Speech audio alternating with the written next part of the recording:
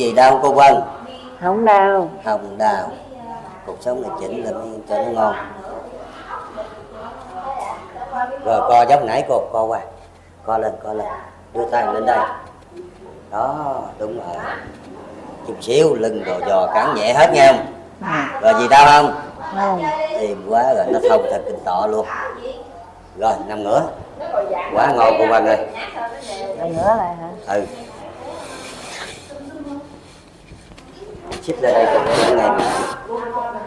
Rồi, ok. Nghe nhẹ người chưa? Nghe trong người dai đồ nhẹ chưa? Nhẹ rồi. Tiếp tục nghe cô.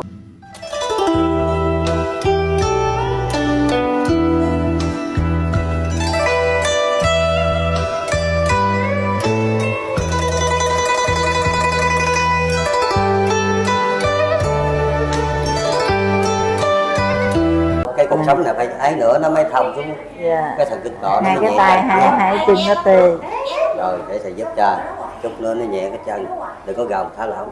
Thầy làm sao cho hai bên cái bàn đít nó không đau. Có như cô nãy đó, nãy đang đau mà hết rồi đó. Đau hơn hai bên bàn đít dữ lắm. Ok, để thầy giúp cho. Dì có đau không?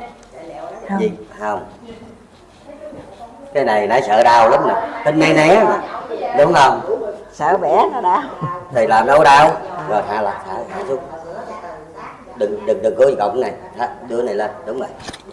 Đó. Cứ tha lỏng thầy chị à.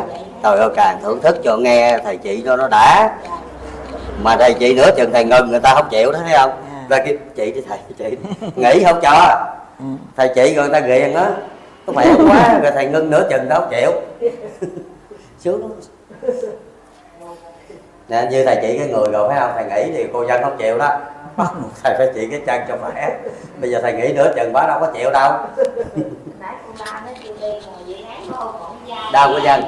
Không đau. Nãy cổ đó. Thầy là nghỉ rồi cổ không chịu. Rồi cô dân mình mấy nữa nhẹ te luôn.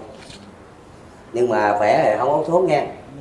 Thuốc uống nhiều cũng nên. Xuống. Rồi gì đau không? Không đau. Quá êm luôn. Phương pháp thầy là chị là phải hỏi hoài vậy đó. Để thầy theo dõi đau rồi sao? Thầy không cho đau mà.